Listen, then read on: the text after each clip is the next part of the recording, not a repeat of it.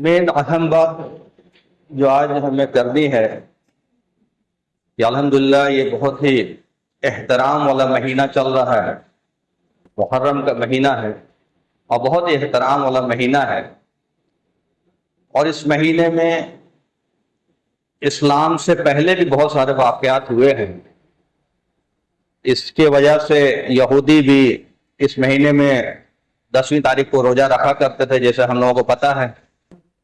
تو اللہ کے رسول صلی اللہ علیہ وسلم نے ہمیں 2 روزہ کو رکھنے کو کہا، چاہے 9ویں 10ویں رکھیں یا 10ویں 11ویں رکھیں۔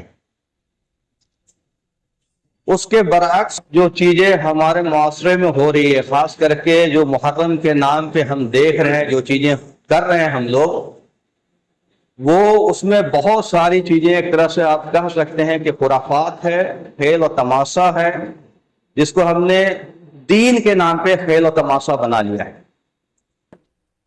اور بہت ساری بنیادی چیزوں کو سمجھنے کی ضرورت ہے۔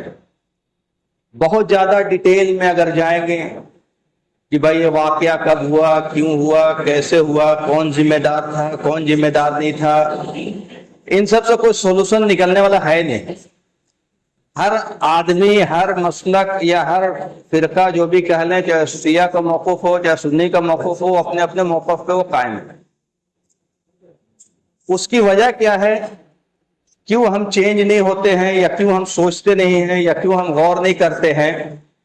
کچھ بنیادی چیزوں کو سمجھنے کی ضرورت ہے، جس کو انشاءاللہ میں ابھی ہائی لائٹ کروں گا، اور خاص کر کے نوجوان طبقوں کو، چونکہ ہم میں سے اکثر جو ہے ہم بھی اس کے پارٹ بن جاتے ہیں، تو ہمیں بھی سمجھنے کی ضرورت ہے کہ کون سی چیز جو بنیادی چیز ہے اس میں کیا فرق ہے، تو انشاءاللہ ہمارے لیے بہت ساری چیزیں آسان ہو جائیں گی۔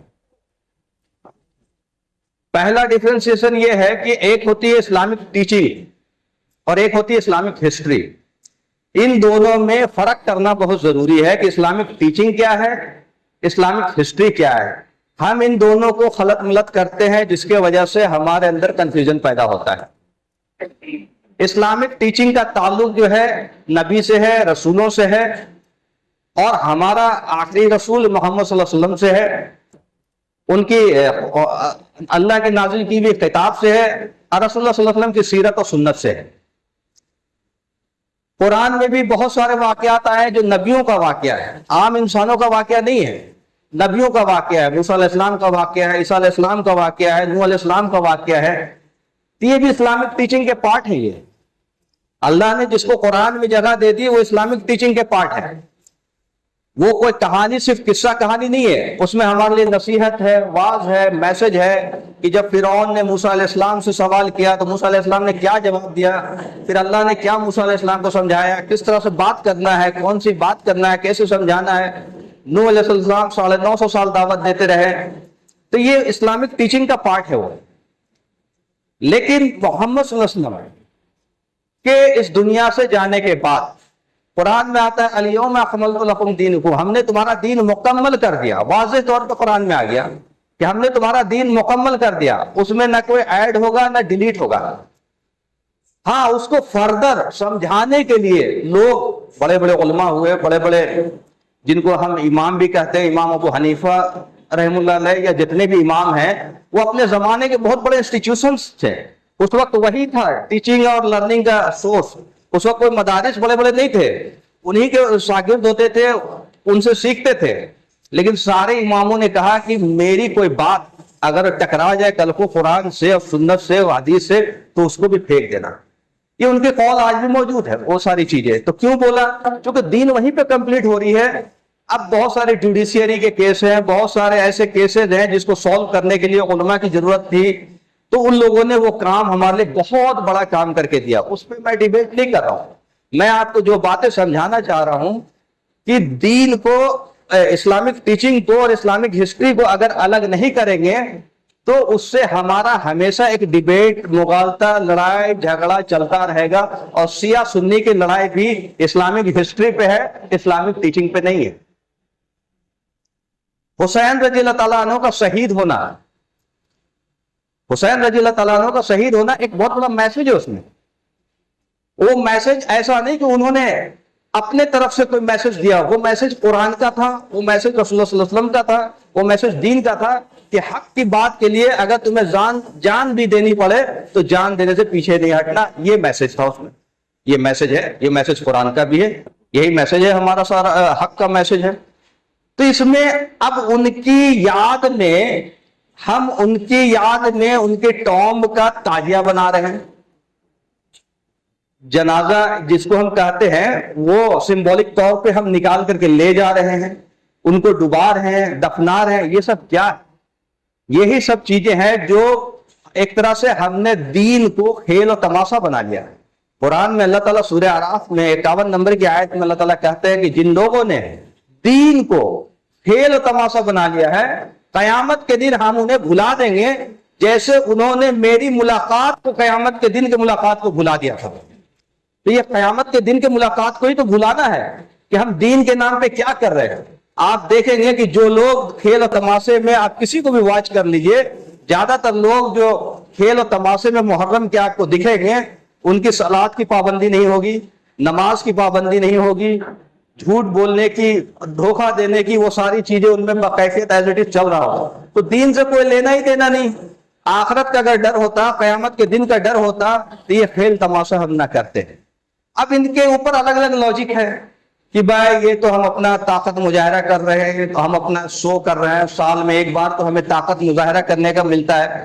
اگر ایمان نہیں ہے تو یہ طاقت آپ کا کوئی کام آنے والا نہیں. یہ بیوقوفی کی باتیں ہیں. ایمان کی طاقت ہوتی ہے جو آپ کو کھڑا رکھتی ہے یا کھڑا کرتی ہے. یہ جتنے لوگ جو کھیل تماشا کریں گے وہ ایمان سے ہی زیادہ تر آپ دیکھیں گے کہ ایمان کیسا ایمان ہے بھائی ہمارا، جو اللہ کا شکر ادا نہیں کرتے. اللہ تعالیٰ بلا رہے حی علی الصلاۃ، آؤ صلاۃ کی طرف، ہم نہیں آ رہے. حی علی الفلاح، آؤ فلاح کی طرف، ہم نہیں آ رہے. یہ کون سا ایمان ہے؟ کاہے کا ایمان ہے؟ تو ایمان کا ہونا پرائم کرائٹیریا ہے. اگر ایمان ہی نہیں ہے تو آپ ڈنڈا بھانجو، بھالا بھانجو، تلوار بھانجو، کچھ ہونے والا نہیں. اللہ کی مدد ہمارے ساتھ نہیں ہوگی. اللہ کی مدد ان کے ساتھ ہوگی جو ایمان والے ہوں گے، عامل الصالحات کریں گے، وتواصوا بالحق کریں گے، وتواصوا بالصبر کریں گے. اللہ کا وعدہ انہی کے ساتھ ہوگا، ان کے علاوہ اللہ کا وعدہ کسی کے ساتھ نہیں ہوگا، نہ اس دنیا میں ہوگا نہ آخرت میں ہوگا. تو ہم جو ہے کھیل تماشا اپنے دین کو خود ہی بنا دیا ہے اور ہم بھی اس میں شامل ہو جاتے ہیں. ہم بھی اس میں ناچنے لگتے ہیں، جھومنے لگتے ہیں، گانے لگتے ہیں، پتہ نہیں کیا کیا خرافات کرنے لگتے ہیں. تو ہمیں پتہ ہونا چاہیے کہ دین کیا ہے اور ہسٹری کیا ہے. یہ دین اور ہسٹری کو ملانے کا نتیجہ ہے کہ ہمیں سمجھ میں نہیں آتا کہ یہ دین کا پارٹ ہے یہ اسلامک ہسٹری کا پارٹ ہے. ہم میں سے کیا کسی بھی انسان سے یہ سوال کیا جائے گا کہ حضرت معاویہ رضی اللہ تعالیٰ عنہ نے یہ ڈیسیجن لیا تھا، یہ غلط تھا یا صحیح تھا، تم بتاؤ؟ کیا ہوگا کسی سے قیامت کے دن سوال؟ تو پھر کیوں ان کے پیچھے پڑ رہا؟ یہ تو اسکالر کی، جن کو پڑھنا ہے اسلامک ہسٹری ایک الگ سبجیکٹ ہے، وہ پڑھیں گے. جن کو سمجھنا ہے سمجھیں گے. عام آدمی اس کے پیچھے کیوں پڑا ہوا ہے؟ تو عام آدمی کو لوگ اس کے پیچھے پڑھاتے ہیں تاکہ آپ اصل چیز سے غافل ہو جاؤ. کیا ہم میں سے کسی سے یہ پوچھا جائے گا کہ حضرت علی رضی اللہ تعالیٰ عنہ کا یہ فیصلہ صحیح تھا یا غلط تھا قیامت کے دن؟ نہیں پوچھا جائے گا. ہم سے تو پوچھا جائے گا کہ تم نماز پڑھتے تھے کہ نہیں پڑھتے تھے، تم روزہ رکھتے تھے کہ نہیں رکھتے تھے، تمہارے پر حج واجب تھا تو کیا تھا کہ نہیں کیا تھا، تم زکوٰۃ دیتے تھے کہ نہیں دیتے تھے، تم جھوٹ تو نہیں بولتے تھے، تم دھوکہ تو نہیں دیتے تھے، تم زنا تو نہیں کرتے تھے، تم کم تو نہیں تولتے تھے، تم کم تو نہیں ناپتے تھے. دین بہت آسان ہے. ہم نے دین کو اتنا تان کے کھینچ کے اتنا لمبا کر دیا کہ ہم ہی کنفیوز ہو گئے کہ اس میں دین کا پارٹ کون ہے، دین کے باہر کا چیز کون ہے. تو اس میں ہمارا رول جو ہے پوزیٹو ہونے کے بجائے ہمارا رول بھی نگیٹو ہے. اب ہمیں اللہ تعالیٰ کہتے ہیں، یہ حدیث میں بار بار سناتا ہوں اور آج بھی سناؤں گا، یہ بخاری شریف میں یہ حدیث ہے کہ اللہ تعالیٰ نے جبرائیل علیہ السلام کو ایک مسلم بستی میں، یہودی بولنے سے کنفیوز مت ہوئیے، مسلم بستی میں ورڈ یوز کر رہا ہوں، ایک مسلم بستی میں اللہ تعالیٰ نے بھیجا کہ آپ جا کر کے اس بستی پہ عذاب لے آئیے. جبرائیل علیہ السلام لوٹ کے آتے ہیں، اللہ آپ کا بہت عبادت گزار بندہ بیٹھا ہوا. اب عبادت گزار کے مراد آج کے ڈیٹ میں اگر ہم لے تو کیا ہوگا؟ بھائی نماز نہیں چھوڑتا ہو، اسراق نہیں چھوڑتا ہو، چاس نہیں چھوڑتا ہو، تہجد نہیں چھوڑتا ہو، قرآن کی تلاوت کرتا ہو، دن رات اللہ اللہ اللہ کرتا ہو. یہی تصور لیں گے. جبرائیل علیہ السلام تصدیق کر رہے کہ اللہ آپ کا بہت عبادت گزار بندہ بیٹھا ہوا ہے. ایکچولی وہ جاننا چاہتے تھے کہ عذاب میں تو یہ بھی مارا جائے گا. تو اللہ کہتے پھر بھی عذاب لے کر کے آئیے. جبرائیل علیہ السلام کو رہا نہیں گیا، پھر پوچھتے ہیں اللہ آخر ان کا قصور کیا ہے؟ تو کہتے دین پامال ہو رہا ہے اور یہ خودگرض ہے جو اللہ اللہ اللہ بیٹھ کے کر رہا ہے، جہاں وہ بیٹھا ہوا وہیں سے الٹنا. یہ میری کوئی بات نہیں ہے، یہ بخاری شریف کی حدیث کی بات ہے، آپ سب چیک کر سکتے ہیں. تو آج اپنے آپ کو ہم اس سانچے میں رکھ کر کے دیکھیں کہ ہمارے چاروں طرف دین پامال ہو رہا ہے. کیا ہمارا کوئی ایفرٹس ہے؟ کیا ہماری صلاحیت اس میں لگتی ہے کہ کسی کو روکیں، کسی کو سمجھائیں، کسی کو بتائیں؟ ہمیں صرف بولنے کو کہا جا رہا ہے. ہم کسی کو زبردستی نہیں کر سکتے. یہ اکثر حدیث پڑھتے ہیں کہ اگر تم منکرات دیکھو تو اگر طاقت ہے تو طاقت سے روکو، اگر طاقت نہیں روک سکتے تو زبان سے بولو، اور وہ بھی نہیں کر سکتے تو دل میں برا جانا. یہ منیمم ادنا ہے ایمان کا، ورنہ ایمان ہی نہیں بچے گا. تو کیا ہم نے کبھی اپنی صلاحیت، اپنے آپ کو کسی کو غلط چیزوں کو سمجھانے کے لیے لگایا، کسی کو بولا؟ زبردستی نہیں کرنا، صرف بولنا ہی کافی ہے. اللہ تعالیٰ کہتے تم بولو تو صحیح، باقی ہدایت دینا میرے ہاتھ میں ہے. میں حالات کیسے بدلوں گا، سچویشن کیسے بدلوں گا، وہ سنے گا نہیں سنے گا، تم اس کا ٹینشن مت لو. بہت سارے لوگوں سے جب میں بولتا ہوں تو کہتے یار کوئی سنتا ہی نہیں، کوئی سمجھتا ہی نہیں، کوئی مانتا ہی نہیں. بھائی اللہ نے آپ کو زبردستی کرنے کے لیے تو بھیجا ہی نہیں. آپ بولتے رہو، بولو تو صحیح. اللہ تعالیٰ کہتا ہے کہ باقی میں ہوں.